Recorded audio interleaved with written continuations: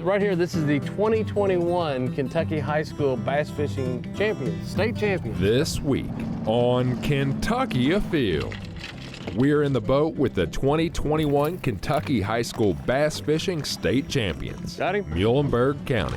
Oh, there you go. There you go. Next, we're looking ahead to fall hunting opportunities. Dove season will be here before you know it. Then, I need the net again. it turns out that some of the best crappie fishing is yet to come. Another decent one. We're catching summertime fish on Barren River Lake. If you fish below them, you'll never catch one. Yeah. It's all next on Kentucky Afield. Such a pretty fish. Beautiful. This pond is plumb loaded with frogs. They're everywhere in here.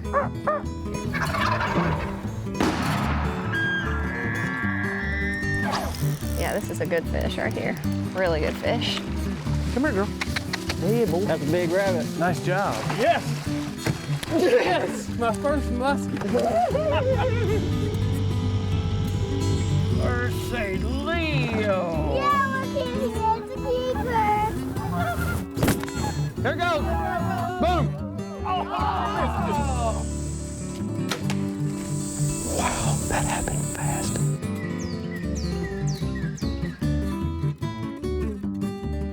Hello, and welcome to Kentucky Afield. I'm your host, Chad Miles. Join us as we journey the Commonwealth in search of outdoor adventure. What does it take to build a dynasty? Well, let's catch up with the Muhlenberg County High School Bass Fishing Team and find out how they won their 4th state championship.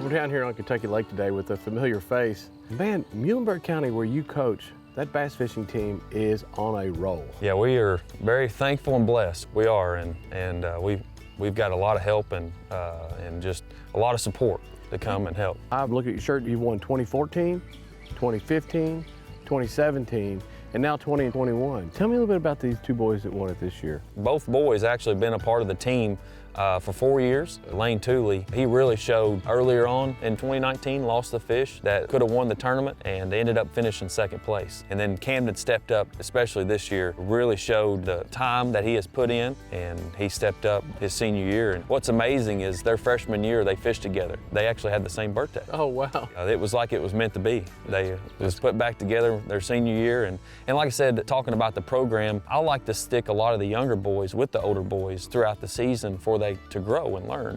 And usually later on in the season, I put my best ones together to give us the best shot at regional and state championship. Look at there. I thought it was a smallmouth, largemouth. There you go. Fish number 1. That was on a Little spook. little spook there. Okay. You said you wanted to start off on top water. Well, there Yep. you go. That's the reason you do it. Yep, that's right. Right here, this is the 2021 Kentucky High School Bass Fishing Champions, state champions. Yep.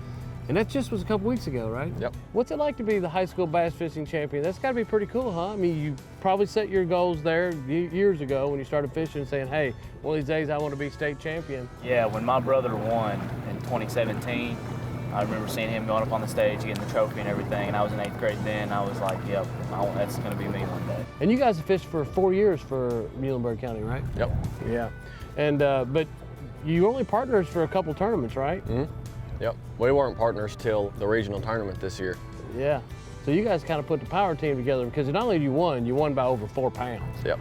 For people who don't know bass fishing, you know, on a 4-day bass fishing tournament, winning by 4 pounds is like winning by 5 strokes in a golf tournament. It's a pretty decent amount. Yep. We're gonna go out and see if we can't put a couple fish in the boat, and I wanna learn more about you guys and what your plans are for bass fishing. Sounds good. Got it.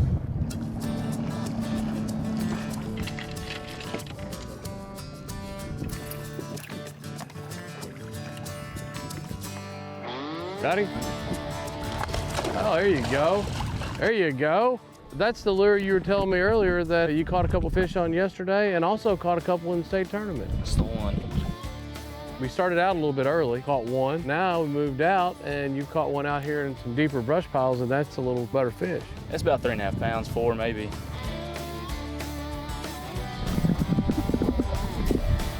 You know, you think about the state tournaments at Kentucky Lake, so whoever's got the most experience on Kentucky Lake, well, obviously they got a chance to win. And you guys have won quite a bit, but you're not really that close to Kentucky Lake. You're an hour and something away. But whenever you're going to a place you hadn't never really been before, you fish a whole lot more free. Yeah. You're more in tune with what the lake's doing instead of what it was doing when you fished here in the past. You know, I've said this before. You know you're becoming a good fisherman when you go fish one of your home watersheds that you know really, really well. Be able to go, okay, my favorite spot in the world is right here, and I'm not gonna go fish it because how the fish are setting up. They're not biting, not feeding that way. Well, that's just like with us having to slow down to catch them too. You know, fishing a tournament, you always want to try to fish as fast as you can. We was fishing fast, you wouldn't get bit. Just had to bite the bullet on that and fish slow. Patience is a big deal with fishing. Fish on. It's swimming right at us.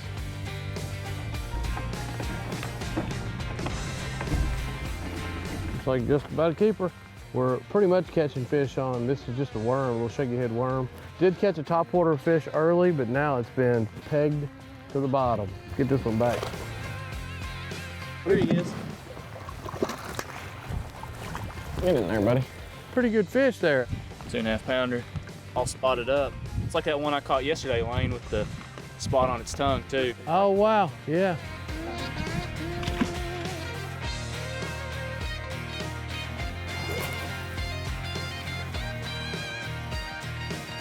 Oh my goodness, that's a good one.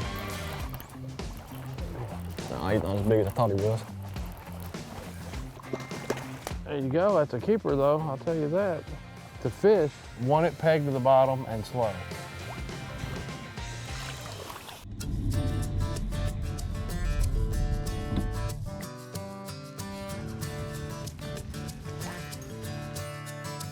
Oh, There he is. that's a good one. Stay down, man. No, he's not as big as I thought he was. He wanted it though. There you go. There's one. There he is. There you go.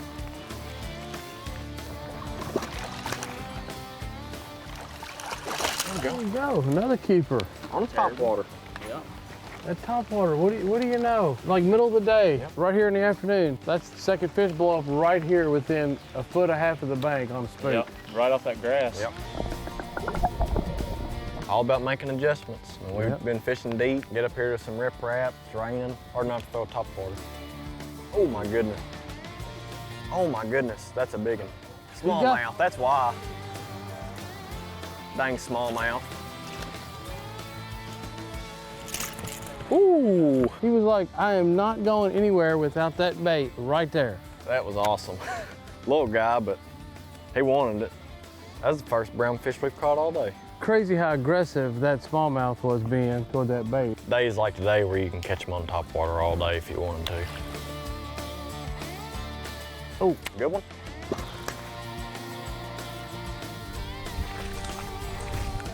There you go.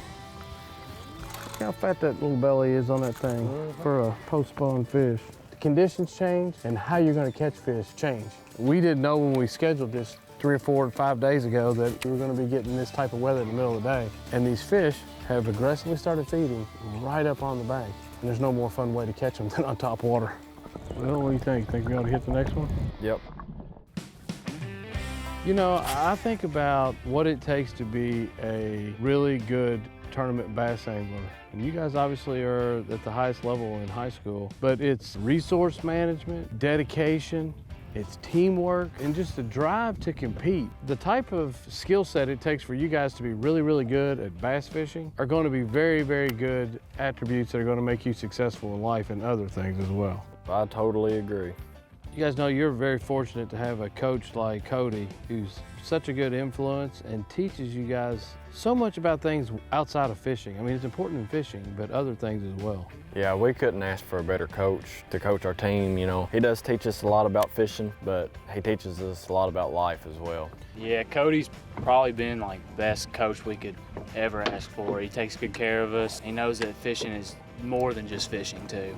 Yeah. It's about life, and it takes a lot of patience to sit out here like we're doing, real slow and just grind all day and catch those fish. Oh, that's a good one. I got your line too. There you go. Well, guys, I tell you what, it's been a great time meeting you and fishing with you. And I love how you've made different decisions throughout the day to stay on fish. Started out this morning, caught a couple, went out deep, caught a couple, went back up shallow when it started raining, came back out here and caught some more out deep. Tell you what, it's been a lot of fun. It has been. Appreciate the opportunity. A lot of fun. Good luck, guys. Dove season is right around the corner. Now's the time to stock up on some shotgun shells and make sure you have your hunter safety card.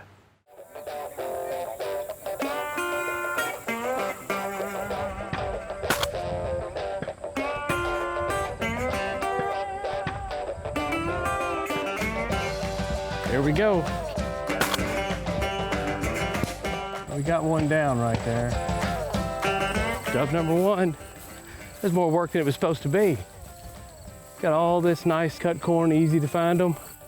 First one I shoot lands in the standing corn. That's how it goes. Here we go. That one will be easier to retrieve. So I'm here with Bruce Langley. Bruce, you farm all over the state of Kentucky, but this is one of the fields that you've already cut for corn.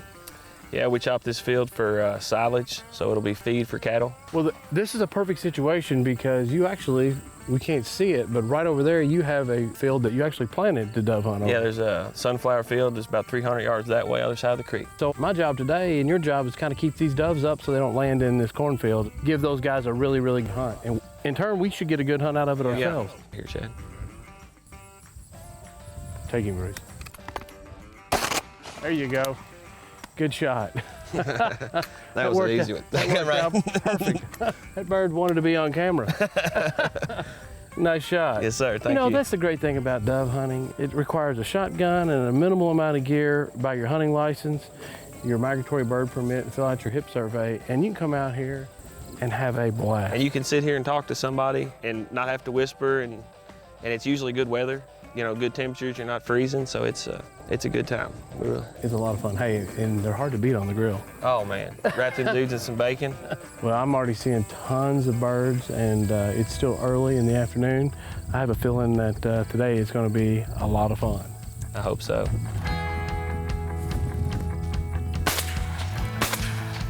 Good shot. Thank you.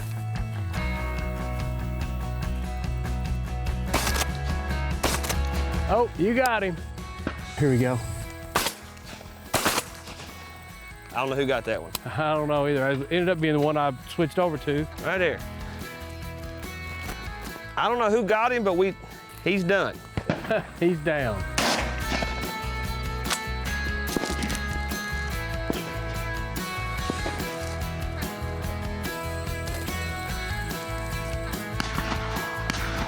We talked about hunting the field yesterday. It is important to give the field a break, have a good shut-off time. Yeah. And if we stay out here till 7 o'clock and they can't come in and feed, you know, you're just hurting yourself. So you do need to give them some time to come in.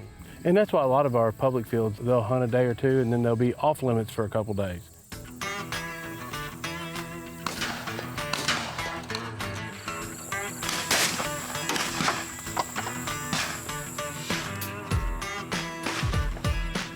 Bruce, tell me, what is it that you like about this the most?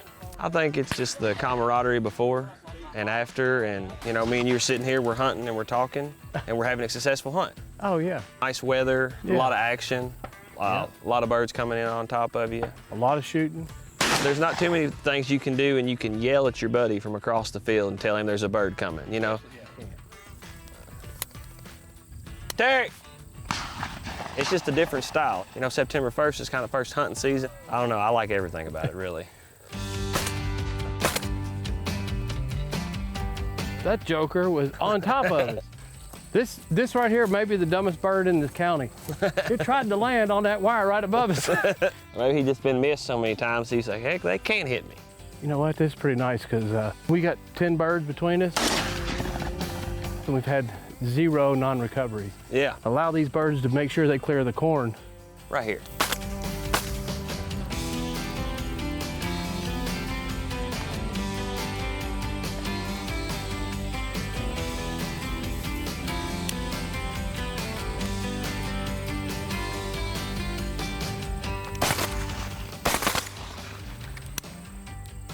Well, we both shot on it. Somebody got him.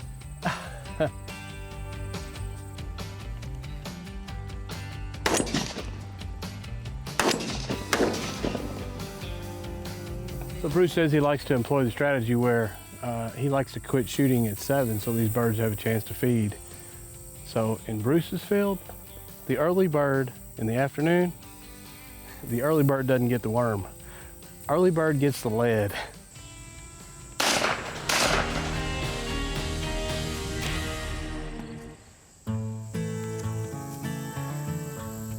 Well, we walked up here, took some higher ground. Needed 2 more birds to make a limit, and looks like we've limited out. What a great dove hunt. Tell you what, every year I get out here and do this, I always tell myself, why do I only hunt the first week of dove season and then quit? But for today, it was a great hunt, got my limit, and it's time to go to the barn for some fellowship. When most anglers think about crappie fishing, they think about the springtime. But maybe the best time to pattern crappie is in the summer.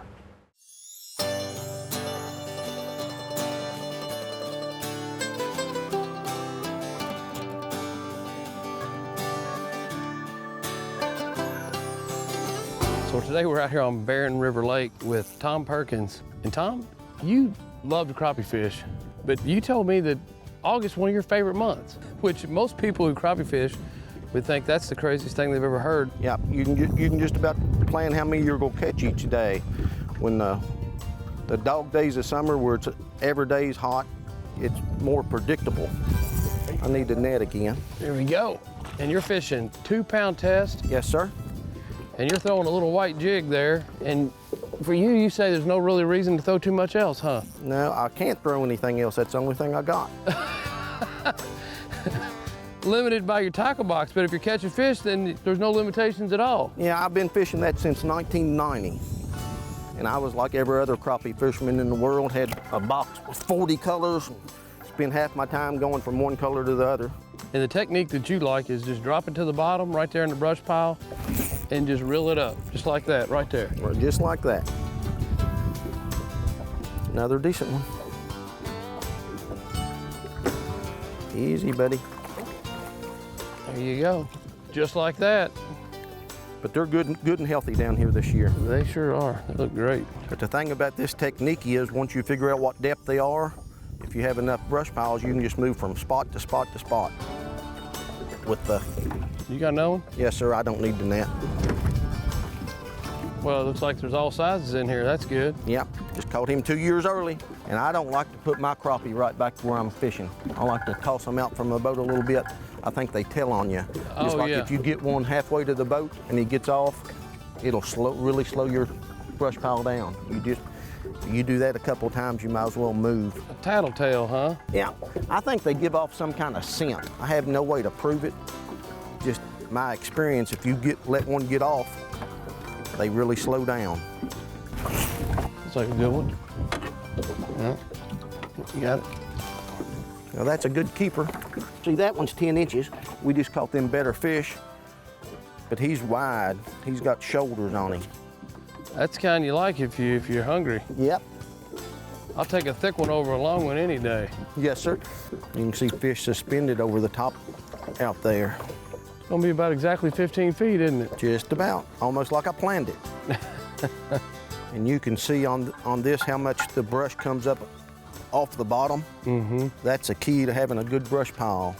Because if a cold front comes in or a high pressure system comes in, then fish got to move in the water column. Mm-hmm. If your brush pile is flat, they've got to move away from it. If your brush pile's got limbs that stick up, they can move up and down in the water column and they'll stay there. That's perfect. Like I say, we should catch a black crappie here. Let me get that net. I got it.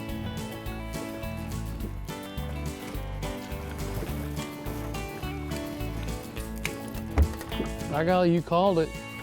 Yeah. Hey, when you can call what species of crappie you're gonna catch, that's pretty good.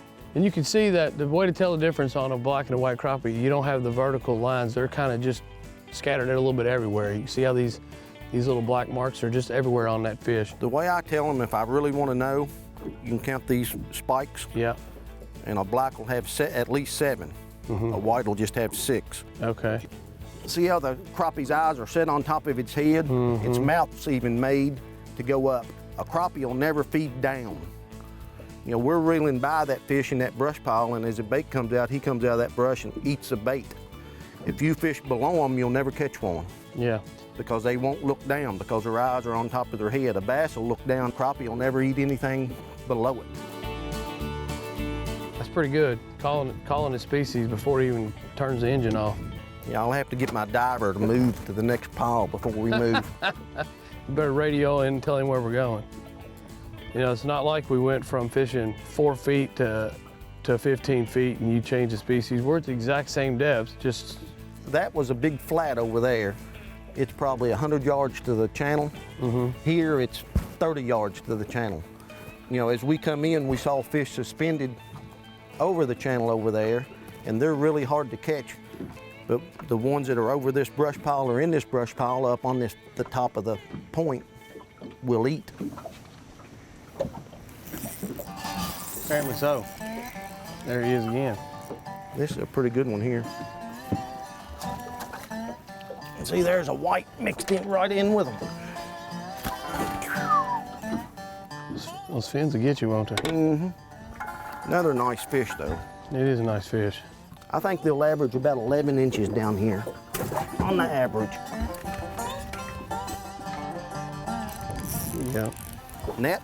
No, he feels like he's a little one. Look how little that is. 2 years early. Yeah, yeah. I'll tell you what, that's about as little as they get right there.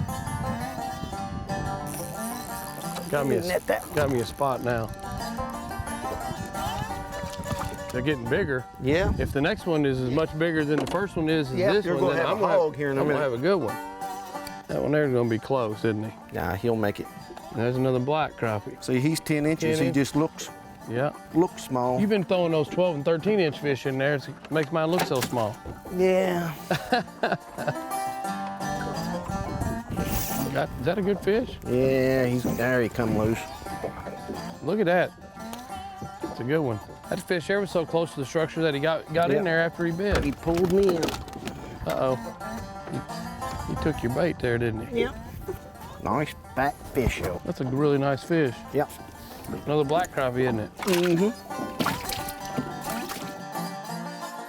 Some of these brush piles that I fish, the Corps put out, or the Fish and Game Department. And you can find You know, you can go on the internet, and they're marked. Yeah. Most of mine at No Lin are marked where people found them and put them on the internet. Yeah. There's no secret spots now.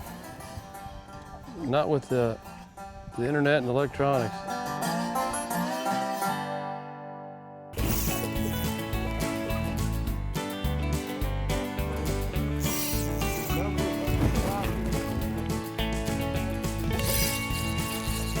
Now we need the net. We got one now. That one there, did that hit on the way down? Yeah. You never even got down to where you wanted to go. There you go. You called it again. Yeah. I didn't even know you had one. Oh, you got one. You got a good one. Nice fish. Yep, that's a nice fish. Not close to deep water, and you got your white crappie again.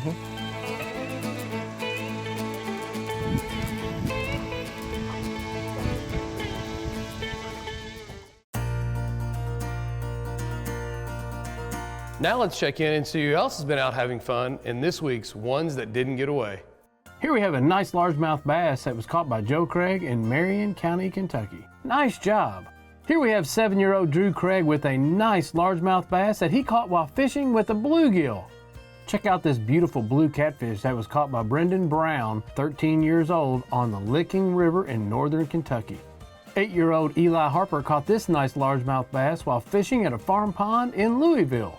Here we have James Milby with a nice bluegill that was caught in McNeely Lake on a 4-weight fly rod. Nice job. Here we have 11-year-old June Middleton with a nice red ear that was caught at Buck Creek Lake in Lincoln County, Kentucky.